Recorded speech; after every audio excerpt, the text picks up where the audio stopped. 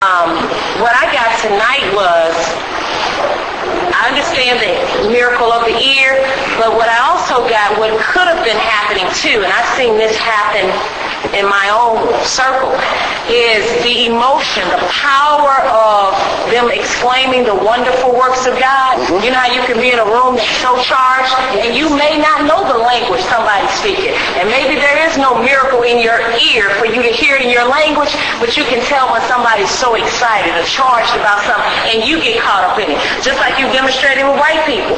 They know nothing about being black. It's a black thing. But they try their best. They're excited. And they try to get in it. And I've seen that happen at a funeral. I was at a funeral, and my little nephew, who was about 15 months old, he was happy when he went into the church, you know, just bubbly. And all of a sudden, he started looking from face to face as we went around the casket.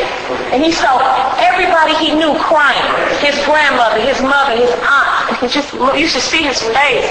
And all of a sudden, he started cramping up. And slowly, he started crying. He didn't know I was crying, but it was the atmosphere of the room. And I think that's maybe kind of what happened, too, there, which happens with us. I mean, the charging of emotions. God has the power of the atmosphere. Yes. Yes, Brother Scott, you had hand earlier.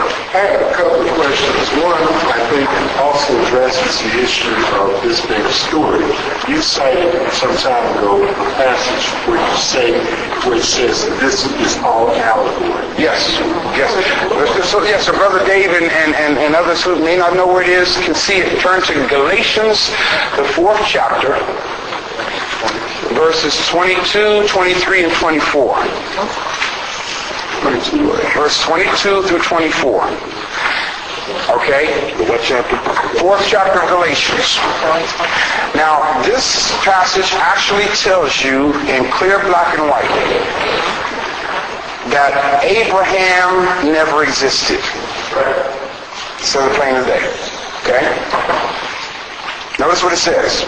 It says, for it is written. Okay? Right off the bat, that ought to tell you something. It says, it is written. It doesn't say it's actually so. It says, for it is written that, what? Abraham had two sons, Ishmael and Isaac, right? Yes? The one by a bondmaid. One by a bondmaid. The other by a free woman. The other by a free woman. Now, the bondmaid, according to the story, his name is Hagar, an Egyptian woman, right? Okay? Now, what's really deep about it is every Arab on this planet will tell you that the father of the Arabs is Ishmael. Every Muslim will tell you that. Abraham's son, Ishmael. Right? Now, this is deep stuff because Abraham was supposed to be Hebrew. Hagar, Ishmael's mother, was an Egyptian. So how in the hell did Ishmael become an Arab?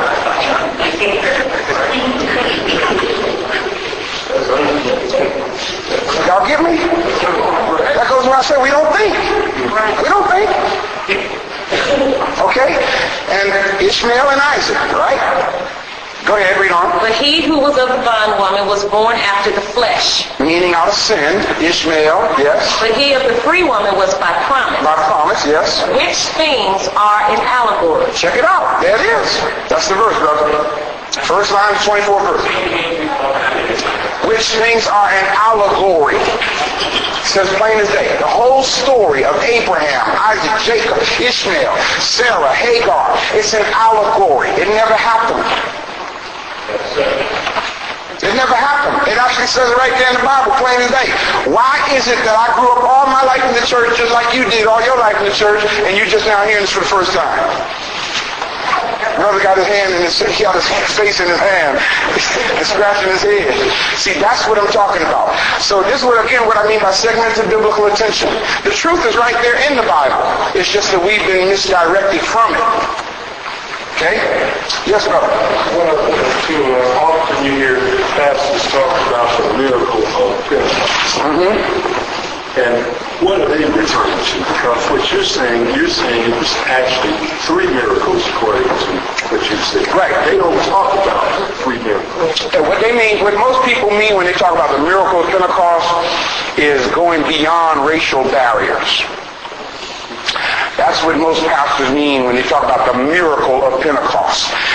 What do you mean? Because on the day of Pentecost, even though it was the 120 Jews, all the other nationalities that were there heard the gospel of Jesus Christ. And if you read further into the text, it says, and 3,000 people got saved in one day. You see what I'm saying? So that's what they call the miracle of Pentecost.